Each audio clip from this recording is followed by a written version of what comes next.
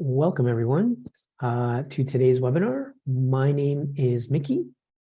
My co-host today is Serena. Hi everyone, I'm Serena. I'm going to be monitoring our chat and Q&A. Please feel free to enter any questions at any time and I'll do my best to help. All right, thank you, Serena. And so before we begin the webinar, I have one bit of housekeeping. It's actually quite important. I can see everyone using the chat, the Zoom chat. Thank you. Please do use the Zoom chat that's available for you. In the bottom of your Zoom display, there's a button for Q&A, questions and answers. So please click the Q&A button and you'll be able to ask questions even while the webinar is ongoing. Tonight's, we'll call it the formal presentation, which is where we'll be working inside the Club Runner software. You'll be seeing my screen and then there'll be a Q&A period directly after. At any time, please put your questions into Q&A, not into the chat. It's preferred to go into Q&A because the Q&A is logged. So if there is any chance of us not being able to answer your question tonight, we have a log of all the Q&A questions and answers. So we will follow up with you if your question is in the Q&A. So please use the Q&A section for your questions. You can post questions anytime you'd like, and we will have a Q&A session at the end. So once again, I'm Mickey. My co-host is Serena, and today we're going to be covering events and volunteers. And these are the topics that we're going to cover tonight. So just very briefly, I want to definitely talk about payment options. We'll talk about that in the next part. We're going to set up a recurring calendar item. If you don't know some of these terms, like what a calendar item is, great. You came to the right webinar. We'll be going over what all this means. What is the difference between event planner or EVP versus my event runner? I'm sorry. Sorry, I clicked that. Creating events, setting up RSVPs, managing something called event types, volunteers. There's both the standard and enhanced. And then we're going to be going through the volunteers module, and then point 9, we're going to be looking at some of the reports inside volunteers. Okay, so now is the time for this slide. Events. When you create an event in Club Runner, you can have a integrated payment already pre-installed. I'm not going to get too deep into that, but two of the payment integrated options you might have heard of are Paya and Worldline. Worldline is also called Bambora. And if you're outside of North America, then please call us. We'll help you set up an integrated payment provider. Integrated means that if someone pays for an event, they stay within Club Runner. They don't leave the interface. The transactions are recorded in Club Runner, so it may be very handy for your club. There is a purchase. You have to purchase an add-on, meaning you'll have to pay to become a Paya or Worldline customer in order to activate this feature. Or you can have a non-Club Runner, non-integrated payment option. I'm just giving 2 examples. There's lots, Square and Venmo and PayPal, and I don't even know, there's just so many out there. But if you have something that's non-integrated, it just means the user basically leaves the Club Runner website and there's no transactions recorded in Club Runner. And of course, there's no cost in Club Runner if you're using, for example, Square. Club Runner will charge you nothing. The only costs are the transaction costs. And what I want to stress is, if you don't have 1 or 2, let's say you don't have any payment provider, that's okay. With Event Planner, we're going to learn tonight, you don't need any payment provider. And we're going to go over what Event Planner is. But if you're not sure of any of these 2 options, or you're like, I don't think my club has any payment provider, you can absolutely use Event Planner. So let's get to it. I'm going to, I've logged into my club. And so what we're going to do is we're going to start from the administration screen. And so when you log into any club website, you'll come to the admin screen, and you can see this is kind of what you'll experience when you log in. I want to talk very briefly about access levels, okay? And all I want to say about access levels is you should definitely get your access level upgraded a little bit if you are using events or volunteers. There's a whole discussion about access levels. All I'll say is, if you are trying to follow along with this video and your menu commands that I'm going to click on these top blue bars and on these menu commands, if they're grayed out, it just means you don't have the correct access level. I'm logged in as a site administrator, meaning I have full access to all the functions of my club website. Okay, and I'm just going to move on from there, but check your access level if there's something or some portion where you can't follow along with me. So I'm in a club website. Everything with Event Planner applies to club or even a district site. So if you are using Event Planner, it's the same on a club or a district. For the time being, for now, we're also talking about volunteers. The volunteers module is not found on a district site. So if you're logged into a district and you can't find the volunteers module, there is none on a district site. So everything today is applicable to a club website. Okay, so first thing, what I'm going to do is I am going to create a calendar item. We're going to kind of start from, I guess we'll call it the simplest method. There's several ways you can post onto your website calendar. And you know what, maybe before I even talk about calendar items, what's a website calendar? Let's stick to the basics just for now. What I'm going to do is I'm not going to click on home. I'm going to right click over home. And I'm going to open my home page in a new tab. I'm going to open link in new tab. This is the new tab. So I'm going to click on it. This is my home page. And this is one of our testing sites. Everything you're going to see tonight, it's all going to be fake data. We want to maintain confidentiality, but this is our imaginary Kipling Rotary Club. I am going to click on calendar and then event calendar, and your website will have a different layout maybe, or you might find your event calendar in a little different spot. So I just want to show you essentially what we're talking about. This is the website calendar. So all events, speakers, calendar items, they all get posted here. And so there's several ways to create or to post here on this website calendar. I'm going to click on this tab right here. It's going to take me back to the member area. And I want to talk about the simplest method to post something on the website calendar that you just saw. I'm going to move along the top blue tabs, bulletin and organization. I'm going to click the blue events button right here. That does not load a page. That won't load. I must click one of the gray buttons in this bar below for anything to happen. So you can click on any blue button that won't load anything. You have to click the gray button. The one I'm going to choose is calendar items recurring. So I'm going to click on this. It's going to load my calendar items. And so a calendar item is the simplest way to display something on your website calendar. You can actually think about it like creating a little calendar item on your phone, right? Yeah, I have a dentist appointment next week at 3 p.m., what have you. That's essentially what this is.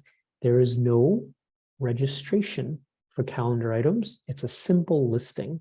It's just, here's something that's happening on such a date at such a location. I'm going to click the orange add calendar item. And what I'm going to do is the title of this calendar item is going to be weekly meeting. Okay, and this can be anything. It can be, something that, and remember, this is a simple listing, no registrations. So if I click on weekly meeting, this is our club's, weekly meeting. Okay. And so I'm just putting some very simple information in here. What's the title? Weekly meeting. There's a very brief description. Of course, you can, make it fancier. You can make it bold and all that. I'm not going to do any of that. I'm going to scroll down. I absolutely want to show it on my website, so I'm going to show it. I can have images and logos. I'm going to skip a lot of these steps because hopefully some of this stuff is relatively self-evident, like what is the address, or what city are you in? I'm going to put in an address because I just want you to know that you can put in an address, right? And so what I'll do is I'll put in our office address, okay? We're in Ontario, Canada. All right, and I actually don't know where, I don't know our postal code after all these years. So I'll just put in something that's probably going to be wrong, but that's okay. Okay. So for the calendar item, there's an event start date. When does this begin? Our meetings are Wednesdays at noon. I'll just give you an example. Maybe yours is Tuesdays at 7 in the morning or whatever. Our meetings are every Tuesday at 12 p.m. 12 to 1, we have a lunch meeting. Okay. So I'm going to click this little blue calendar button right here. It's going to bring up my calendar. My next meeting is next Tuesday, April 25th. It begins at 12 p.m. The end date is exactly the same day, Tuesday 25th, and our meetings go 1 hour. We end at 1 p.m. Okay. The time zone is Eastern time because we're in Toronto. Always display events time zone. Yes. Your we're having more e-clubs and more international clubs these days. So time zone is becoming more of an important aspect. So, sometimes we make an appointment and they're like, oh, wait, this person is actually a different time zone. I'm going to display the event's time zone. I'm going to check the box. The last thing I want to mention is a special feature of calendar items. You will not find this in Event Planner, My Event Runner. You won't find this feature. That feature is called recurring, okay? You can set this event to repeat into the future. Let's explore that just very briefly. So a one-time recurrence or a one-time event, that's just a standard event. Your dentist appointment at 3 p.m., that's a one-time thing. That doesn't repeat. Let's click recurring. It pops open this little tab. And here's how I'm going to choose this. I'm going to show you what I'm doing. So what I'm choosing is to repeat or recur this calendar item weekly, every week. You can recur it daily or even monthly or yearly. I'm going to recur it once a week. I can recur it twice a week, but I'm only going to repeat it once every week on my Tuesdays. Okay. When does the recurrence stop? When is it finished? Well, I could say never, but you know what I'm going to do for the rest of the year, which is 52 weeks. Or if it says on, I can actually choose, oh, well, you know what? I'm actually going to stop recurring sometime in May or June or July or what have you. So you can actually stop this thing from repeating. But I'm going to end it now. I don't want to fill up my calendar for a year. So I'm going to end it after 2 occurrences.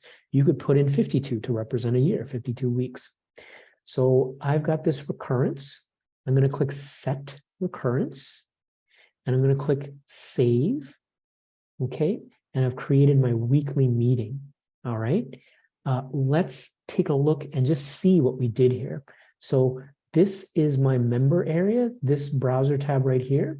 If I were to click on this browser tab right here, this is the public homepage. And as you can see right now, I don't see weekly meeting. It should be here. So what I'm going to do is I'm going to reload this page. Okay, scroll down again. There's my weekly meeting, and there it is, 25th. I didn't input anything for May 2nd. And then I'm going to go into the month of May. Let's see when this weekly meeting stops. So the weekly meeting, I recurred it twice, the 25th and the 2nd. Let's look at this second occurrence, because basically what I'm doing is I'm just taking my meeting info and I'm just repeating it into the future. So let me just show you again. I'll go back to April. My first occurrence was April 25th. My second one, which I asked it to repeat twice, and this is the last one, June 2nd. I'm going to click on June 2nd. Here's my weekly meeting. Okay. I didn't put in my postal code. Actually, that's wrong, but that's okay. It kind of found our office address anyways. And so here is my calendar item. It's relatively simple. It just, it lists, it's a very simple listing, right? There is no registration, meaning people can just see this and say, oh, okay, well, that's good. At least I know where this meeting is, and it's from noon to 1 p.m. and I'll be there. And that's it. And so that is a calendar item. What I'm going to do is I'm going to click this browser tab. I want to go back to the member area. Okay, so I'm back here in the member area. We're going to leave calendar items, and we're going to talk about Event Planner. Before we do that, I want to talk about something, My Event Runner. Okay, now, why does Club Runner have two event softwares? We have Event Planner, or EVP, and we have My Event Runner, or we call it MER. By the way, there's an entirely separate webinar just for My Event Runner. So we're actually not covering MER or My Event Runner today, but what's the difference? So My Event Runner, in a very simplified way, is the more complex event software. When you have, for example, I'll give you a kind of an extreme example. Some of our districts use My Event Runner to run their district conferences. It has a ton of features, a ton of functionality. Event Planner, which we're going to talk about today, is much more straightforward. It's the simple event software inside Club Runner. So if you're ever not sure which one to use, Event Planner is the simple software. My Event Runner is the more complex software. One catch to all this, remember we talked about payment options, right? You can have an integrated payment option in Club Runner or a non-integrated. If you don't have an integrated payment option in Club Runner, I talked about Paya and I mentioned Worldline or Bambora, My Event Runner is very likely not available to you. So that's another difference. Event Planner, which we're going to talk about today, you don't need any payment option. The event can basically be free, and that's fine. My Event Runner runs off the credit card payment system, so you need to typically install either an integrated payment provider like Paya or Worldline. So very briefly, that's the difference between Event Planner and My Event Runner. Before we get to Event Planner, what I want to do is I'm actually going to you know what? Let's create an event. So I'm going to click here on Event Planner. Okay, and these are my events. Now, I've actually gone ahead and I wanted to, I didn't want you to see me typing all evening. So I've actually created an event in advance. We're now here in Event Planner. Let me take a step back to tell you how I got here. I logged into Club Runner. I'm a website admin. I have full access. I'm in my club site. In the top blue tabs, I clicked Events. I clicked Event Planner. It takes me to the list of my events. So this is different than calendar items. Remember, calendar items were probably the simplest way you can add something to your website calendar. This Event Planner system has registration, or we're going to say RSVP. So what that means is, on top of just displaying a calendar item or a calendar entry, just like we did for our weekly meeting, this will not only display that, you can email members, you can open events to people of the public, people can register and tell you, I'm going to come, yes or no. And if you don't need it, but if you have a payment option, people can pay. So let's say you have a Paya installed, that's our US provider. So you have Paya installed, you send people an event invitation, and they can not only register, but if the integrated payment provider is installed, they can also pay. So that's what Event Planner does. We have I got an email from my club event chair. Okay, And here's the email I got. Okay. And so we're going to have our Rotary annual changeover dinner. It happens every year on July 1st. We rent out a place and we celebrate our old executives, bring in the new execs. Doors open at 6. Here's our event. Okay. Here's how this is going to work. And I tried to keep this relatively simple. Okay. Everybody who comes, and right now we're just keeping it at members. Okay. So we're not going to, we may open it to, guests and members of the public, but right now we're just going to keep it to club members. Okay. It's $50 a person because this is a fundraiser as well. Want to raise a little bit of money. There's 3 options: chicken, fish, or veg, right? A private hall is being donated, which is fantastic. Sometimes that doesn't happen, but for some clubs, they are able to get donations. But we've got to provide a guest count. In other words, how many people are showing up 1 week before the event. Guess what we have right now, right? You might be in the same situation where, okay, we've got to set up a place and we're going to have this dinner, we're going to have a golf tournament, bowling, what have you. But the venue needs to know the head count the day before, a week before, whatever.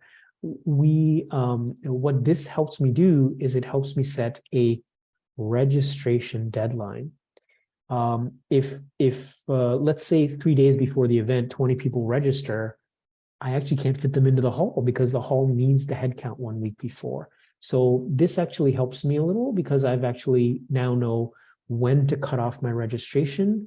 If the event is July 1st, I'm going to end registration. I'm going to turn it off the week before so I can give the proper head count to the venue. Also, and we're going to get there, we need some volunteers because, this event is going to need some help. We need a driver and a backup driver. Why? Because we have some Rotarians, let's say they're elderly and they don't drive anymore. They would love to come to this event, but they don't drive anymore. So we're going to get someone to go pick them up. That's one of our volunteers. We have a backup driver, right? Just in case, the driver gets a cold or something, right? So we have someone on standby in case the primary driver can't do it. We need 2 people for setup crew. We need 2 people for teardown. Okay. In other words, we're going to kind of just, we'll keep it pretty simple, but we're going to dress up the hall. And then at the end of the night, we're going to take down the decorations. We're going to keep it pretty simple. Those are our requirements. I'll come back to them. Well, let's just build something that's relatively straightforward. Your needs might be, in fact, your needs probably will be different. You'll be doing all different kinds of events. Well, let's take this case, okay, kind of a specific use case, because from this specificity, you can kind of build to, more general things. Okay, I'm going to move this out of the way. All right. And I'm back in Club Runner. We now read the email from my club that said, these are the requirements. Let's create an event planner to cover all this. Now, I'm going to click this orange button, create a new event. And what it's going to do is it's going to give me the first screen, which is going to go over. I'm going to scroll down slowly, event name, event code, description, all this stuff. I'm actually going to scroll to the very bottom. I'm going to click cancel because I created an event in advance. So you wouldn't have to watch me type this whole thing. So I'm going to click cancel. We're going to look at this exact same screen. So you would normally click on create a new event. Now, before I actually show you the actual event I've started, there's a blue view all events button. Why? Isn't this all my events? I got 3 events, isn't that? So Club Runner hides older events. Usually if it's before this Rotary year, we don't display everything. Some clubs and especially districts might have dozens of events. And I know for some districts, it's hundreds of events going back to like 2012 or something. You don't need to load every event when you come to Event Planner. So if you click on View All Events, I'm going to do it right now. It's going to show me if there are any events from the past. There are none because I clicked it. There's still only 3 events, so I don't have any events in the past. I'm going to click View Upcoming or Recent Events, and I'm just going to stick to these 3. This is my event. When you click on Create a New Event, let's work through that process. But I'm going to show you an event that I've already started. So I'm going to click here on Kipling, the changeover dinner. Okay. And then this is now you actually see this after you're done the setup. So I won't scroll down all the way. Okay, let's pretend we clicked that orange create new event button. I'm going to click this blue button, edit details, and we're going to pretend like we're starting this from scratch. So do you remember that screen that said, give me the event name, give me the event code and all that? Let's work through this together. Okay, so I'm here. I'm going to put in I'm going to start with the event name, and this is our annual changeover dinner. Okay, the event code, you can leave this empty. I decided to put something in here just to have it. Okay, status active or draft. When you have an event in active mode, it's live on the website, meaning people can see it. And if registration is turned on, people can register. I don't want to do that right away. I'm going to change the status into draft mode. What does draft mean? Hide it from the public website, turn off registration just for now.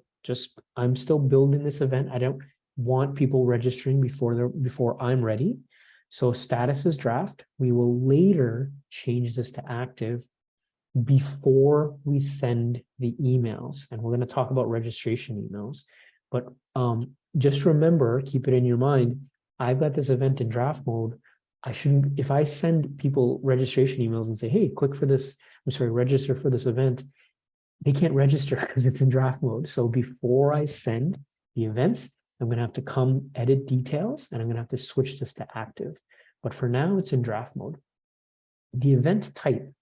So I'm going to click here. There's a drop down. There's all different types of events or categories. There's club events, the DG visit. I'm going to leave it at general. This technically could be a club event or a fundraiser. I'm just going to, you know what? I'll make it fundraiser. Why not? It is a fundraiser. We raise a little bit of money from this dinner. So I change it from general to fundraiser. I've input my start and end times. This is important. This is the start and end times for the event itself. Okay, when does the event start? Saturday, July 1st at 6 p.m. When does it end? Usually around 10 p.m. We go a couple hours. Okay. The volunteers will need to show up earlier, and obviously people will need to register earlier. This is just the start and end time for the event. I'm going to scroll down. I put in a little description. Like I said, you can make yours fancy. The tickets are $50 a person. I really want to stress that, so I made it red and bold. Okay. And then I had a little sentence here, which is a little hard to read. So I'm going to make this bigger because this is actually important. And it talks about something here. I'm going to paste it in so you can see a little better. Okay. Let me make this. Okay. When you register, I'm asking people during registration checkout, please indicate your meal option in the comments section. What is a comment?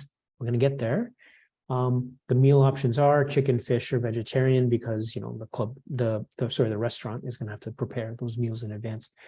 So what this sentence or two sentences is saying, give me your meal option, put it in the comments. And if you're wondering what a comment is, let's go look at that. So I'm going to go back here. That's my description. You can have an event image. I'm not going to choose anything, but you can, you know, insert an image. Maybe you have a logo or something for a certain fundraising campaign. The event chair. Who is the event chair? Who is the person that's going to take responsibility for this event and will field questions? Because sometimes people, you know, have questions about the event. Who are they going to email? So they're going to email me. I'm logged in as Aaron. Aaron or me, I'm the event chair. So I can change this, right? I can choose a different person. I can type in a different email, put in different phone numbers. But you know what? I want to be the event chair because I want all the event questions directed to me. Okay. The location, I'm just going to skip, right? You put in your address. It does mention latitude or longitude. I'm also going to skip that. If you provide a correct address with correct zip code or postal code, we can usually determine where you are on a Google map. Okay. I want to talk about these options. Okay, let's start with this. Show event and homepage. If I click that, will it just automatically appear on the homepage? No. What this is saying is show event in homepage, and I chose yes. Yes, if I have the events widget placed on my homepage. If you're not sure what the events widget is, it's basically a widget that shows upcoming events. If the upcoming events widget is not present on my homepage, this really won't show on my homepage. So that's what this option is saying. If the events upcoming widget is on my homepage, show this event. You can click no. You can click no for pretty much all this stuff. And what you are doing is, if you do this, you are essentially hiding this event from public view. Don't show it on my calendar. Don't show it on my events list or my bulletin. You can basically hide it. Sometimes that's useful for member-only events. For this one, I'm just going to choose yes, show on homepage, show on calendar, definitely. Events list, yes, show on the bulletin. No, this doesn't, once again, the bulletin, if you choose show event in the bulletin, excuse me, sorry about that. The bulletin must have the events widget, just like the homepage must have the events widget, okay? Display social media bar, yes, we're gonna kind of talk about what that means. And then there's a special option, which is by default, no. Should I show this on the district calendar? Every club has the right to put a club event on the district calendar, part 1. Here's part 2. Every district has the right to take that event and remove it off the district calendar. So if I clicked yes, if I said, hey, this is free publicity, of course, I want this on the district calendar. I want all my, 2,000 members of the district to see this. The district administrator or executive can say, I don't know if we want to put this on, or we deem this necessary. The district admins can then basically veto and say, no, we don't want to display this. So, just to be aware of that. I'm going to choose no. I'm not going to put this on the district calendar. You can if you want, just as long as the district can turn it off if they feel like it. Show the map. Yes, I definitely want to see show a map. I want to click save. We've actually just done, if you were to click that orange add new event button, we've gone through the first step. So we've now done this. And if I scroll down, here is my event. Now let's take a look at this thing, because now we've basically clicked that first orange button, add new event, and we've now got a kind of a layout of our event. The first section is the details, right? The event details. I can edit details. There's 2 more blue buttons, edit links and edit download files. I'll show you very quickly because I'm watching the clock here. If I click edit links, okay, I'm going to scroll down just a bit. All right, I can link. In fact, you know what? I'll go ahead and do that. I can add web links to the event. Maybe there's an online, I don't know, charity fundraiser. Maybe you're linking to the restaurant's homepage. Whatever you'd like to do, I'm going to click add link. I'm just going to keep it very simple, and I'm going to link to Google, but because everybody knows the Google URL. But you can link to any URL you want. So maybe the restaurant's homepage is an example. I'll just put HTTPS. Okay, and I'll click save. And of course, you can add more links. I'm not going to, but now I have a link to Google for some reason, but I just want to show you that you can link. I'm going to click the go back button. So we've explored the edit links button. Let's just very quickly explore edit download files. It's the next blue button right here. You can attach files to this event. You can, just as an example, maybe the restaurant has a menu and it's a really nice PDF. You can attach a download file or an PDF, a Word document, Excel, what have you, the common files, document types. I'm not going to. I just want you to know, if you click add download file, you can click here to choose a file on your computer. And you know what? I'm going to put my headshot in. That's not actually me, but that's fine. Why not? Just so you can see my headshot, because, okay, that's fine. This is my example of a file. So I'm going to click save. Obviously, you maybe you would want a JPEG, you want a PDF or a Word document, but that's fine. I just want you to know that you can have this. So I'm going to click save. And there's my download file. It's my little fake portrait headshot. Okay, so we've explored that. I'm going to click the go back button. So we talked about links and download files. Well, let's keep going. I'm going to keep going down the page. Okay, here's some sections. The next section is the registration section. Registration is not turned on. So no one can register right now. Okay, remember there's two kind of gotchas here. The event is in draft mode and registration is off. Nobody can register for this thing yet. We're gonna turn it on. We're also going to talk about volunteers. And like I said, I'm watching the clock.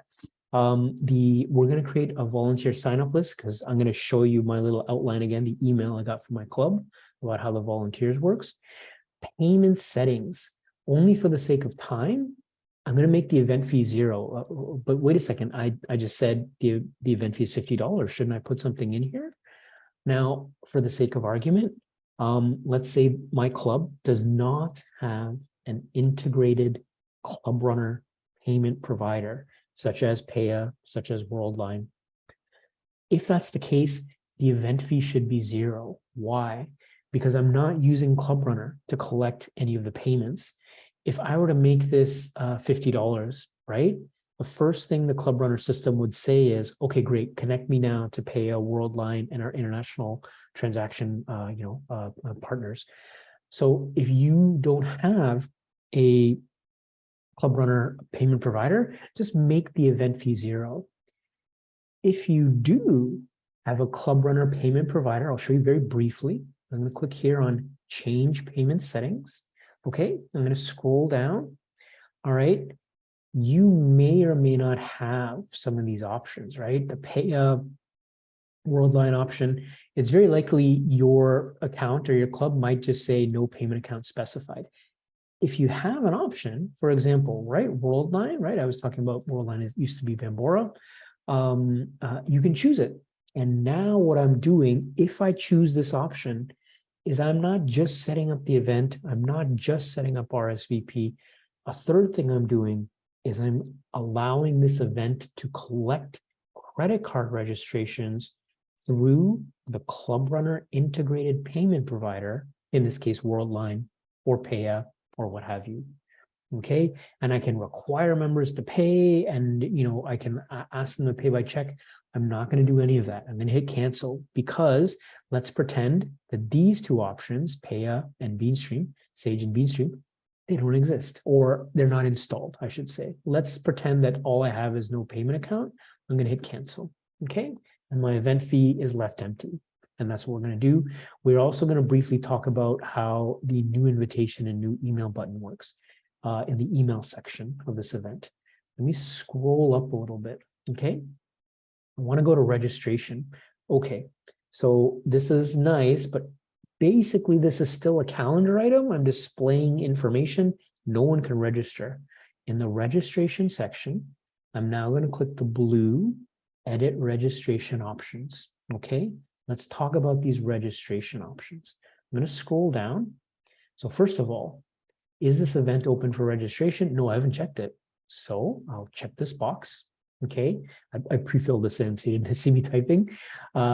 When should people start registering? Right away? Today, tonight, right? I put April 20th, or like today's date.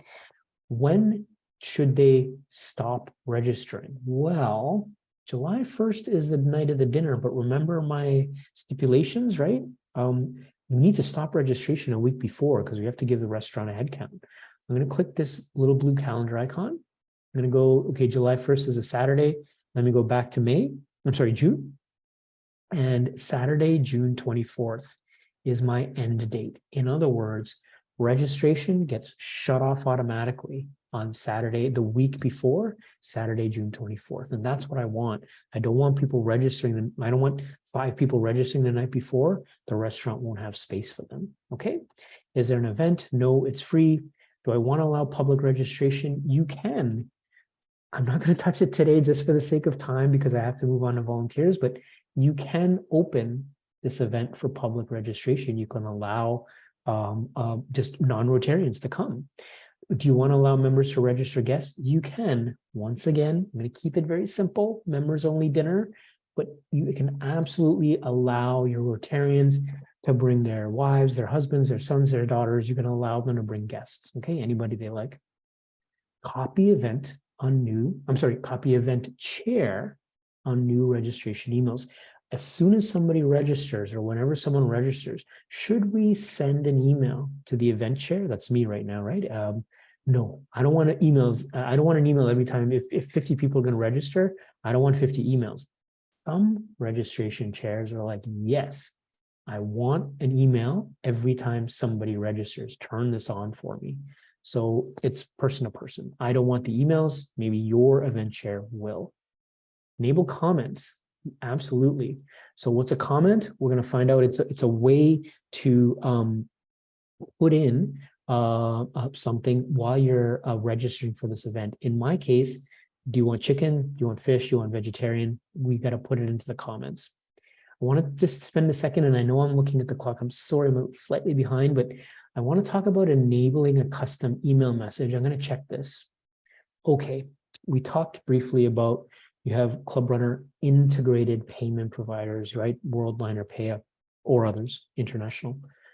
What if you have Square or Venmo or whatever, right? Something that is not integrated with Club Runner.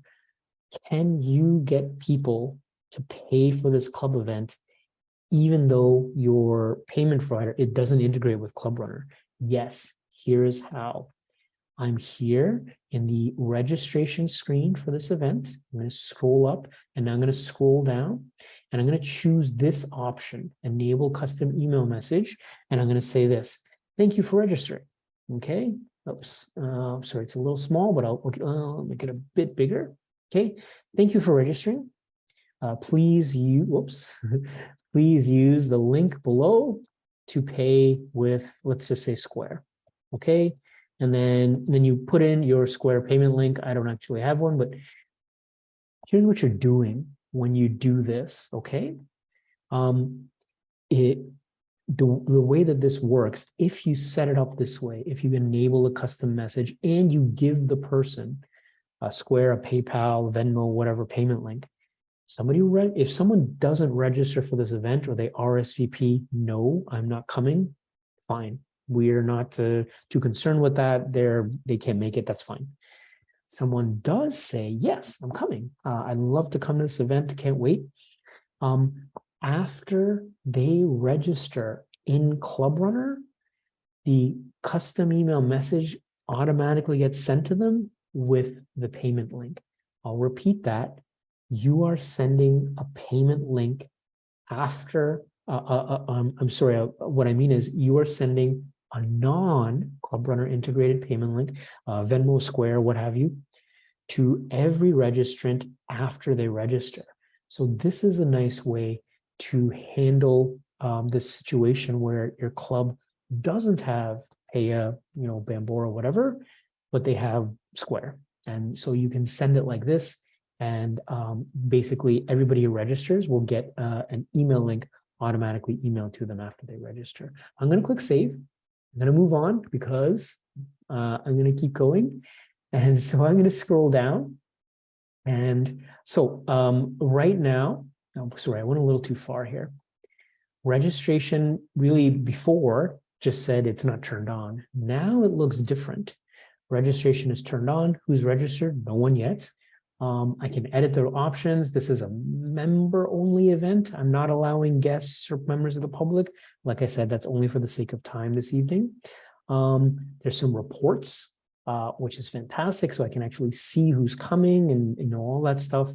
And I can view the registration form and I can even register members myself. Let's say, someone in the club is like, listen, I'm not very good with computers. I really want to come to this event. Can you register me? Or can you register on my behalf? If you're a website administrator or executive, the answer is yes. So let's just take a very quick case. This is a kind of an edge case, so we call it, or kind of an outlier where the person coming, they're not gonna, go online or fill this out. So I'm gonna click here on register members.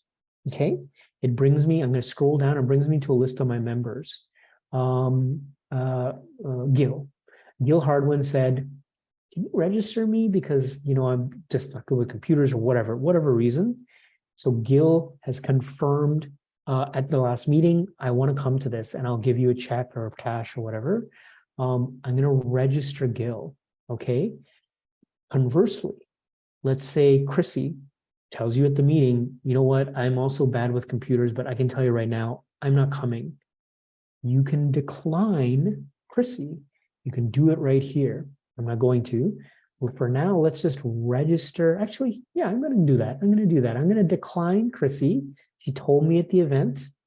And then what happens is Chrissy has a prior engagement. Okay, that's what she told me at the event. Whatever, it doesn't have to be an elaborate.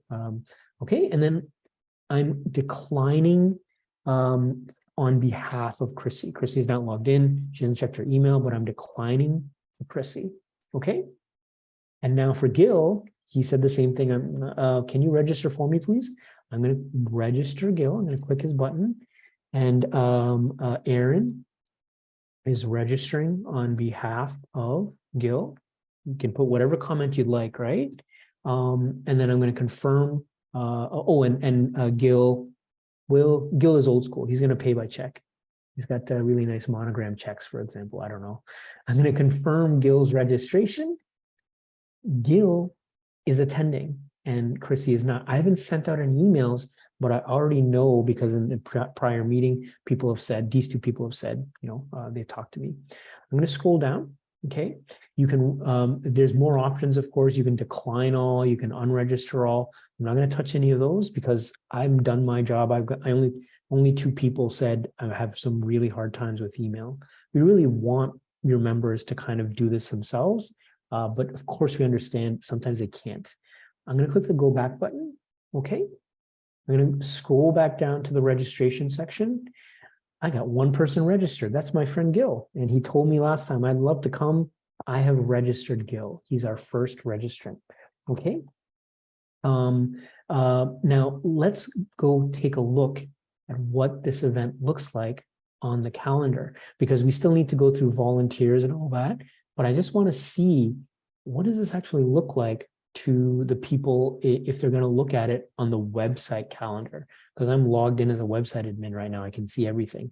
Not all my members are going to be website admins. I'm going to click here. This browser tab takes me to my public homepage.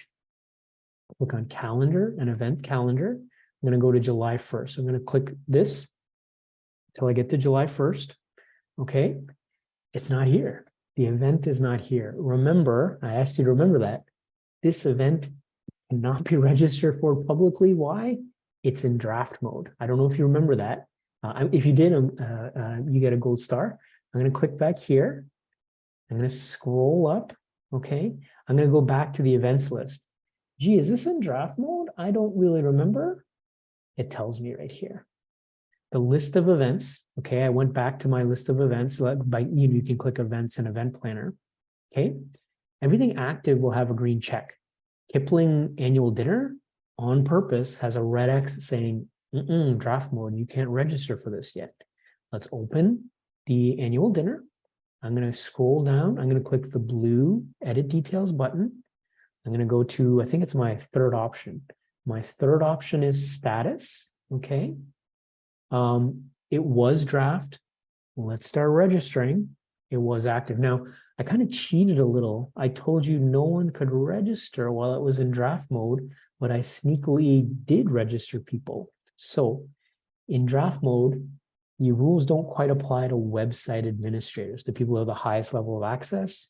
You, if you're a website admin, have all this access that your regular members won't have access to. So even though it was in draft mode, I could still kind of sneak Gil in to register. So just be aware that if you're a website admin, you have special abilities that very few people, your non-admins don't.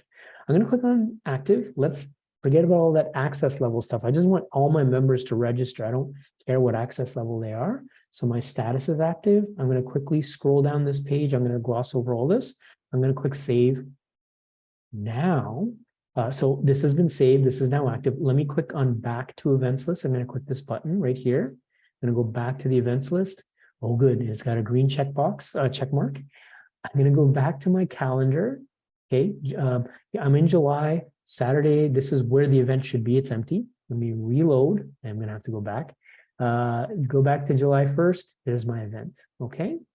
So let's take a look very briefly. And I'm sorry about the time. I don't want to speed up too much. So I'm going to click on Kipling Rotary. This is my dinner. And let's just take a look at what the calendar entry looks like. I'm the contact. So if someone's like, I have questions, you can contact me and, just tell me anything you want to. And that's fantastic. So this is the button to register. Okay. This is all kind of the basics, where is it? When is it? Tickets are $50 a person. I'm glad I made it red because it's hard to miss now. Okay. And then this is the little map I made. And then I put meal options or chicken, fish, or vegetarian. Maybe I should have put the word comments in bold, because fine, the meal options are chicken, fish, or vegetarian. But if people don't read the sentence, they're not going to know to put it into the comments box.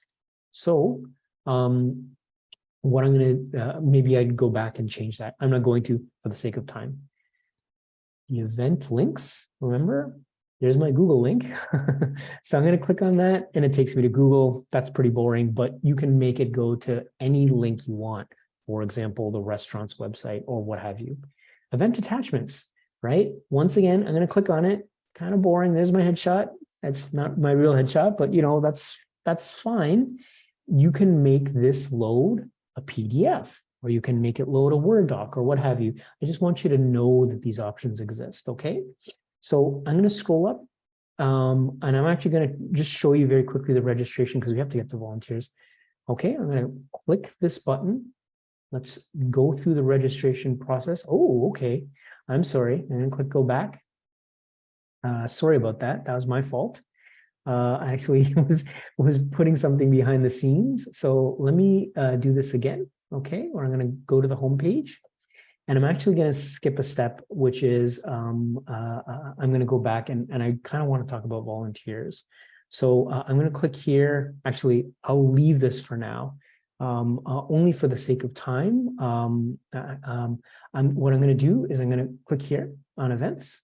Okay, because we still have a few things to discuss for the event, and we still have to talk about volunteers.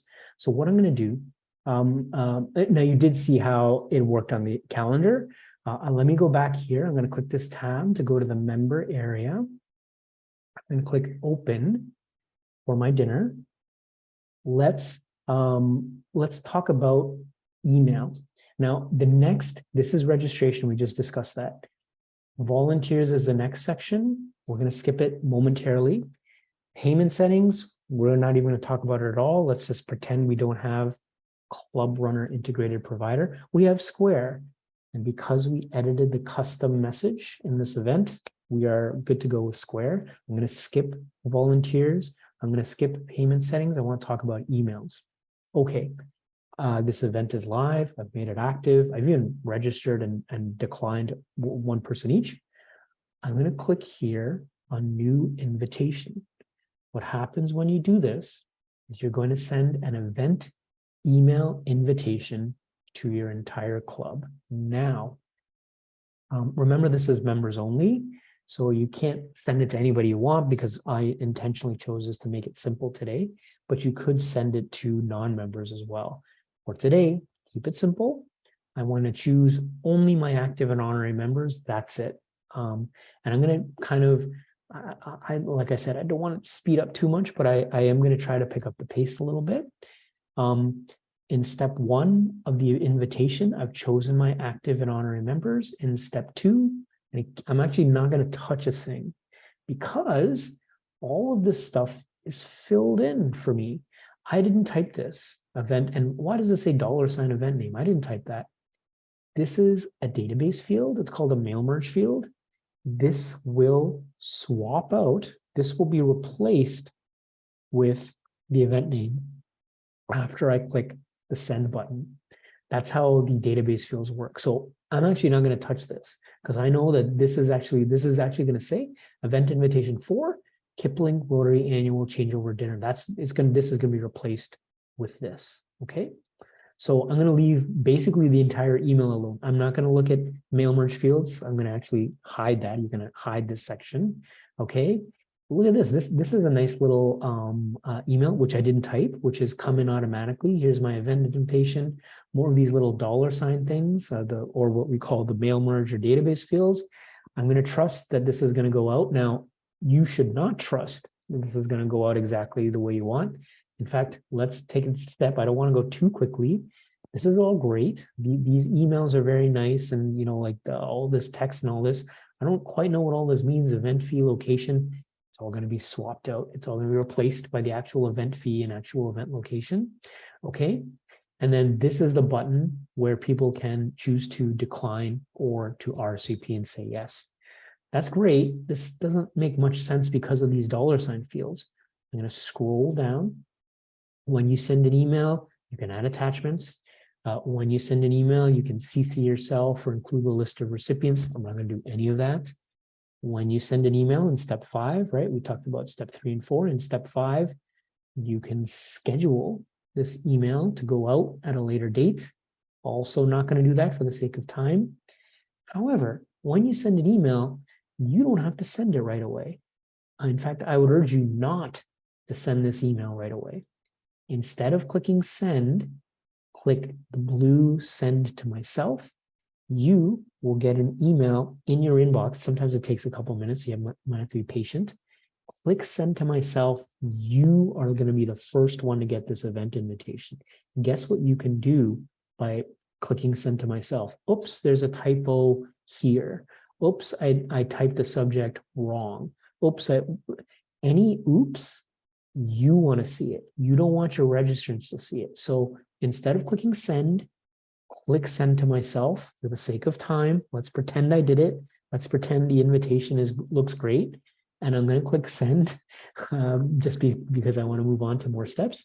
I'm going to click after send to myself and reviewing the email in my Gmail, Hotmail, Outlook, whatever email program I have. It looks great. Now I'm going to click send, and it's going to say, there's going to be 20 members. Are you sure you want to send to these 20 recipients? And I say, yes, go for it. I am now sending the invitation out to my members. Passively, they will either say yes or no, or I will get to see the people who didn't reply because there'll be a running tally, right? I'm going to scroll down again to the registration section.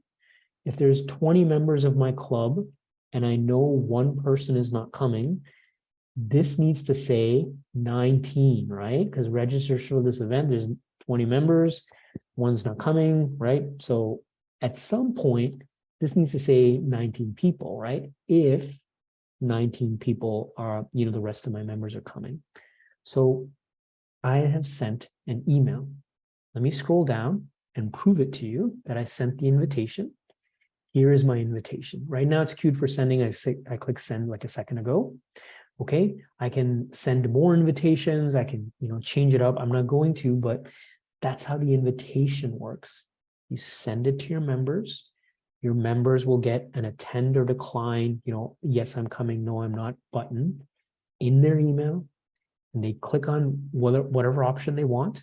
And they will say, yes, I'm coming, absolutely, or no, I can't make it. Okay. Why is there a new email button? If we have an invitation, a new email is a way to follow up on people or people who have registered. I clicked on new email. In step 1, there's this new thing that I didn't see before. It's called by status. If I click this, guess what I can do?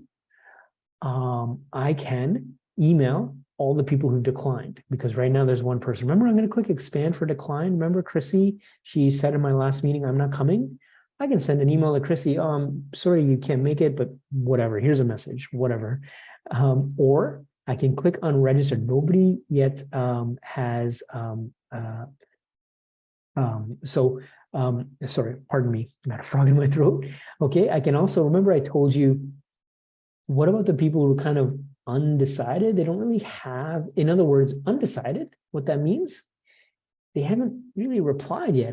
They didn't say yes or no. So they're kind of in limbo and I need a head count. So I can, right now, by the way, that's the majority of my club. That's like 19 people. Because remember, this email just sent out. Very few people are going to be able to register within, a minute or two of you sending out an invitation. But let's say you check back in a couple of weeks, and let's say there's 5 undecideds. You can check this box. You can send an email to your undecided people and say, hey, what's going on? Now, we actually have a little template for you, but you can say, hey, please register, please RSVP, yes or no, right? Or whatever you want to say to your undecideds, okay? And so I'm going to scroll down. I'm actually just going to hit, actually, let me see if I'm going to click here on back because I want to move on to volunteers, and I'm sorry about the time. I apologize. We're going to go over a little bit. I apologize about that this evening because I want to talk about volunteers. Before I move on to volunteers, I'm going to scroll down. Okay. So that was the email section. This was my draft. Like I was actually trying to half send an email. I'm going to delete this because this was just kind of for show. Okay. You will notice, remember before it said the email was being queued, sending is now in progress. So now it's chugging away. It's sending to my 19 members, and hopefully they'll all say yes to come to this dinner. I'm going to click the delete button for this email. Okay. And I want to talk about the last section, which we kind of skipped. I'm going to scroll up slowly. We talked about emails. We talked about briefly about payment settings. Here's the missing ingredient, volunteers. Okay. And we talked about reports and registration and all that. Well, we didn't talk too much about reports, but volunteers. Okay. So I want to bring this up again, which is my little outline. Okay. So club volunteers needed. I need a driver, backup driver, 2 for setup, 2 for teardown. That's 6 people total. There can be overlap, by the way. My driver could also help with setup crew, and maybe my setup crew is exactly the same as my teardown. But for the sake of argument, this is my needs for the volunteers. Okay, for the volunteers for this event. Okay, I'm going to click here. Let's create a sign-up list. A sign-up list is your volunteer list. Who can volunteer for this? I'm going to click. And let's begin the volunteer process, okay? I'm here on create sign-up list, all right? And the name of the sign-up list is a changeover dinner, changeover dinner, volunteers, okay? And the start date for this, it's the same date, and like everything's just happens to be on the same day as the event. I'm gonna go July 1st, Saturday, okay? And I don't know, let's say, the dinner starts around 6. So, but the drivers, they need to be there for 5 p.m. And then, it ends on the same day. So I'm going to go July 1st, right? But, 10 p.m., the teardown crew is going to need an hour. So let's say it ends at 11. Okay. So what I'm saying is that this actually, the volunteer tasks, they go on a little longer than the event. You can set this to whatever you want. For example, maybe the volunteer process starts a week before because you need a steering committee, you need, I have no idea, you need certain things done before the day of the event even, right? That happens a lot. So you choose whatever start and end date you want for the volunteers, okay? This is different than the event now. Think of events as one process and volunteers as a separate but linked process. Okay, they're linked together, but they don't have to be exactly the same. In fact, a lot of times they're not going to be. Is a sign-up list open to the public? Nope. Link with an event? Yes. What is the event? I'm going to click select, and I want my you know what? I apologize. the event is not showing up because I started in a volunteer list. So my mistake. Here is where you would click the event. I foolishly started a volunteer list and forgot to delete it. My mistake. But the event will be here. It's just I actually created a different volunteer list and totally forgot about it before I was testing this evening. Who's my volunteer sign-up list chair? It's not me. Okay, I'm going to click this and I can choose somebody else. I'm going to choose Enrica. Okay, I want to be in charge of the event. I want Enrica to be in charge of the volunteers. I'm going to build this for Enrica, but then Enrica is kind of going to take over for the volunteer process, coordinating the people, calling them, all that stuff. I don't want to do that for the volunteers. So your event chair and volunteer chair, remember, separate but linked. They don't have to be the same. Email chair on all confirmations. And Rico's like, yeah, I love getting emails. So yeah, she's gonna get an email every time someone says, yes, I volunteer, and Rico will get a happy little email. I'm gonna scroll down. I'm not gonna change this section. What is this section? The task defaults. There's something called a shift. And then what does that mean? It means what are the categories of volunteers? This right here is slightly hard to explain. I'll try to explain it anyways. It's much easier to visualize once we actually get going. So the task name is shift. You can change that. Think of them as groupings, as categories, as time slots, right? And those are all other ways to say the word shift. And don't worry if it doesn't quite make sense yet. It will once we actually see how this volunteer list forms. Number of groups. How many items do you have? How many volunteer items? So how many do we have? Let's take a look. So we're going to need drivers, setup crew, and teardown crew. That's 3 groups. 1 group for drivers, 1 group for setup, 1 group for teardown. Try to visualize it like that. You'll have to trust me. I'm going to go back to the volunteers. I'm going to say I have 3 groups. Okay. And like I said, it'll make much more sense when you see the volunteers. Number of tasks per group. I'm going to leave it at 1 because we can always add. Number of people. This is actually wrong. It's actually I need 2. So yeah, let's make it right. Let's not make it wrong. And then do the tasks have a start and end time? Yes, but I'm accidentally going to click no because I forgot to click yes. That's okay. All right. So this may or may not make that much sense yet. Let's create the sign up list. Okay. And actually I won't be able to because I can't select the event. So I'm going to click on this. It says, hey, select an event. And and I really, okay. So give me 1 second. I actually just, let's go here. Okay. This is my sign up list. Sorry about that. I actually forgot that I created this just before. So this is my changeover dinner volunteer list. Okay. And let's take a look at what all those shifts and tasks, what does all that mean? I'm going to click open, okay, for the sign up list. Okay. Now for this one, I only chose 1 group and I only chose 1 shift. Well, we're going to refine this. Here's a group, and that is our terminology. That's a club runner metaphor. You don't have to use that.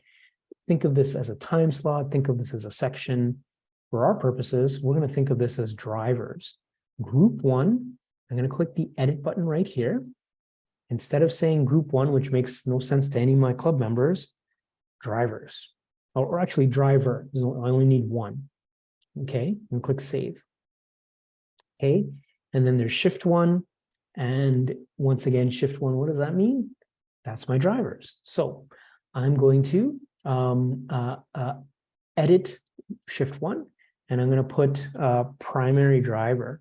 Okay. And what's the date? Well, they have to show up on July 1st, and they have to actually start at 5 p.m. and they might not end until like 10:30 because they're driving those people home, right? How many people? Well, just 1 because this is my primary driver. I'm going to take a second so you can see this because I'm sorry to type a little fast, but I'm looking at the clock. I already know I'm over time. I'm going to click save. Okay. And I've created my first volunteer slot. I need a driver. How many right now? Just 1, my primary driver. Okay. And by the way, shortage, meaning I don't actually have a primary driver yet. I'm going to add a task. What is a task? It's the next thing in driver. It's the next item. I'm going to click add task. Okay. In the group driver, I need a backup driver. Okay, and it's going to be the same. And pardon me because I'm going to do this just a bit quickly because I'm sorry, Serena, I'm cutting into your Q&A time. But okay, so same thing. They're going to need to be there for 5 p.m. and they're going to need to leave at 10:30 or whatever the timings you think they will be. There's just 1, and I'm going to click save. Okay, and so there is my first volunteer shift. I've got a driver, and a backup driver in case the primary driver can't make it. Let's add some groups quickly. My second group is going to be setup crew. Okay. All right. And I'm going to add, this time instead of task, I'm going to add multiple tasks. So I'm going to call this the setup crew people. Okay. And I'm going to skip a lot of this. I need 2 people for this. So I'm just going to go like this. And the date is not April 27th, it's July 1st. You can put in the timings, I won't. Okay. When I click preview here, because I'm doing multiple things here, I'm going to click preview. It's going to show me, right? What is this going to look like? Okay. So setup crew people, that's fine. And then I need number of volunteers. Click save. Excuse me. And then I'm going to add another group, and it's going to be my teardown crew.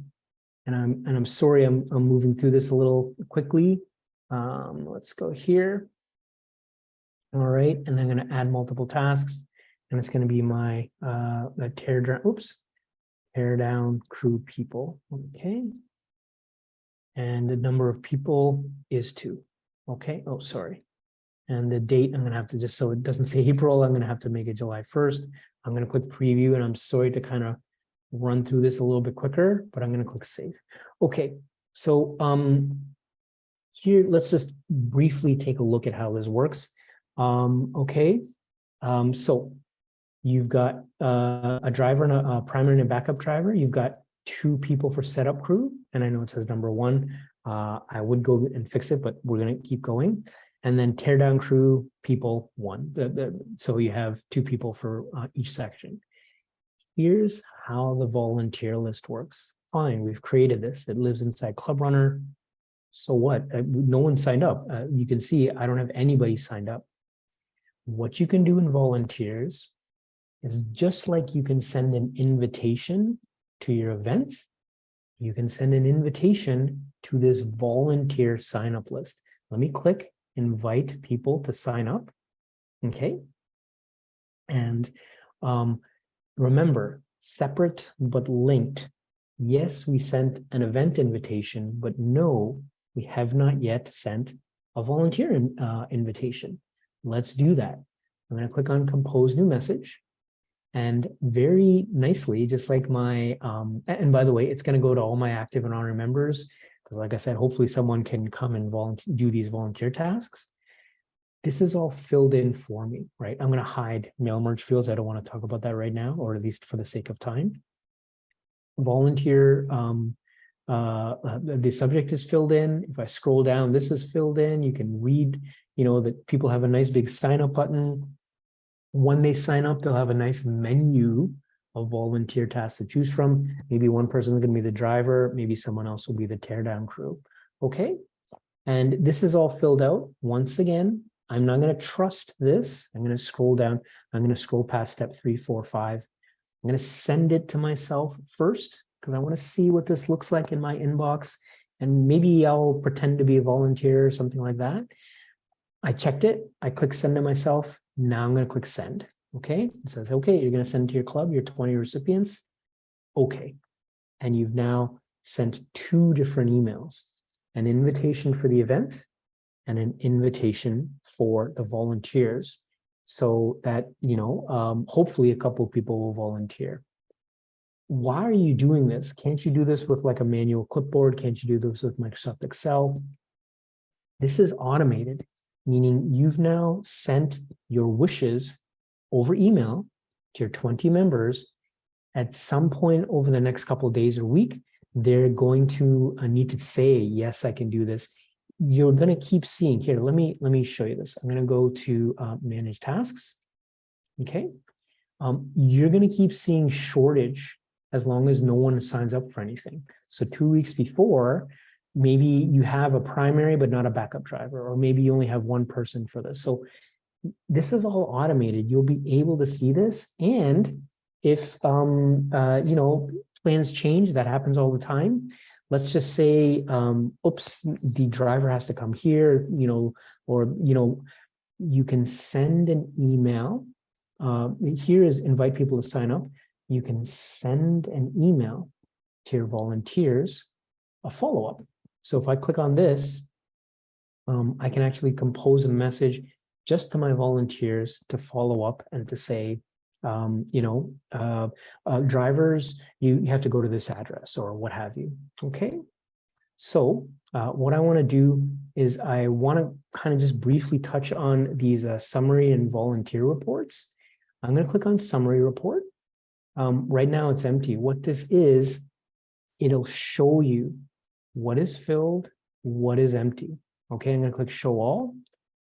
Who is volunteering? When are they volunteering? What's their email? What's their phone number? Remember, these are your members. Club Runner stores all this stuff.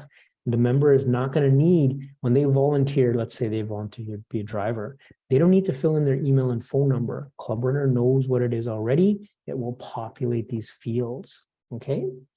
And then, so that's the summary report. If I click on volunteer report, once again, it'll fill in the name, their email and phone number. Club Runner knows if it's member X or Harry or Mary or Frank or Susan or whoever, it can retrieve this information if it's a member. Okay. Now, oh, and I do apologize. I really want to get the Q&A. There's one thing I said I would do that I didn't. So what I want to talk about is I want to, there's a couple things I didn't get to, and maybe we'll get to it in Q&A, but there's one big thing. This is the volunteers module. I'm sorry I went over it just a little quicker than I thought, but I didn't realize we'd be cutting into our Q&A time. There's one thing I want to explain about volunteers. If your Rotary Club is on standard Club Runner, in other words, you're just using the regular version of Club Runner, all the club websites will have the volunteers module. You'll have the standard version of volunteers. You can, if you would like, or if your club would like, you can get the enhanced version of Club Runner. You don't need it, 100% optional. What does enhanced mean, and why would you pay for the enhanced version when you get the standard version included in your Club Runner package? I'm going to click this browser tab right here. Okay. This is our volunteers page. I'm going to scroll down the volunteers page, and I want to talk very briefly about this because I didn't talk about it. So volunteers has a basic, which is basically standard. Like if you have Club Runner standard, you're going to have the basic volunteers, and an enhanced. And the enhanced has more features. So as an example, you can create public sign-up lists with the advanced version. I'm sorry, the enhanced version of volunteers. The basic version, you can't ask members of the public to volunteer for club activities. The enhanced version, anybody can sign up to a volunteer list. The enhanced version also has more headroom, in other words, more capacity, right? I'm going to scroll to the bottom, okay? And you can see that the enhanced version lets you manage up to, if you need to, 2,500 volunteers in total. There are clubs out there that need that capacity. Your standard version that you're just already, it already comes included, you can handle 250 volunteers. That's not too bad. Most clubs are fine with that. Okay. Now, there are some things I glossed over. I know that I didn't quite get to, but I really want to get the Q&A because Serena's been waiting patiently. So what I will do is I'll go back here. And what I'm going to do is I'm going to pause. And once again, I'll apologize again. Sorry for going over time, but let's get to some Q&A. Okay, great, Mickey. Thank you so much. That was quite a lot of content. I definitely appreciate everybody who stuck around. I saw a few people had to step out, and that's perfectly fine. We will be sending recordings out as soon as we have them available. So I was able to answer most questions just in real time. We do have to have we had a couple one particularly regarding Google Maps and whether and how to have the map generated. Now we can have the map generated, but we do need to have the Google coordinates set up. I did paste that in our chat. I'll make sure to have that connected as once more. And that will allow the Mickey's going to go there for us so we can see where we would enter the coordinates to ensure that the map is associated to the event.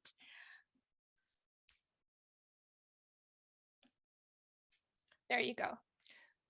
So you can put the location details, and then you can also put the latitude and longitude in, and that will make sure that this overrides the address on the map. We need to make sure that the address information matches the address information that would be in Google. So even if you don't put the latitude and longitude, that address should be accurate and matching the address that Google would have for that, the postal code and the address and so on. The other thing that I did want to touch on is I did have a few questions just going through our session regarding setting up meals, for example. So how does somebody select what meal that they want? Now, Mickey did go through our comments box, and that's a very good way to keep track. One of the things that I do have that I did just want to quickly note is My Event Runner does have a questionnaire available that may be something you want to consider looking into. I did paste some resources on My Event Runner in our session in the chat, just so that you can see the comparison there, because it does allow you to select the meal and also add additional charges. So that would be done through there, through add-ons. I apologize, not through the questionnaire, through add-ons. Aside from that, we will be sending out the video recording and the links to the that we had as soon as we have everything converted and generated. Mickey, did you have any additional comments? No, thank you everyone for staying late. I appreciate it. Perfect. So I really do appreciate everybody's patience and all of the great questions. So again, MER does have the add-ons where you can add on the specific meals, but with My Event Runner, you can make those notations. If you do have any additional questions, of course, you can reach out to us at any time. You can at support@clubrunner.ca or giving us a call when you can. Our number, I can give you that in just a moment. I should have that memorized. It is 1-855-621-2582. We're very happy to have you. On to you, Mickey. All right, thanks, Serena. You know what? The phone number here. Let me just hit escape. I apologize. Let's just go over that again. So we're 855-621-2582, because some people, if you stayed this long, you might be like, what was that phone number again? So I'm going to keep this on the screen just for a moment so you can see it. 855-621-2582. I'm going to go back here, and we're going to do our little outro. I just want to repeat thank you to everybody, for attending and staying this late. Thank you to everybody for participating in the Q&A. You can email us anytime, support@clubrunner.ca. You can join our community, our online community. And if you haven't already, please do download our mobile app. It is free for iPhone or Android. I will wrap things up because we did go over time today, but like I said, I want to thank everyone again for attending. The video recording will be made available. Please give us about a week or two. We'll get everything up. If you registered for this event, you will get a follow-up email with links to the recordings when they're ready. Thank you again, and thank you to Serena. And I hope all of you have an absolutely wonderful evening or morning or day. Take care, everybody. Thank you.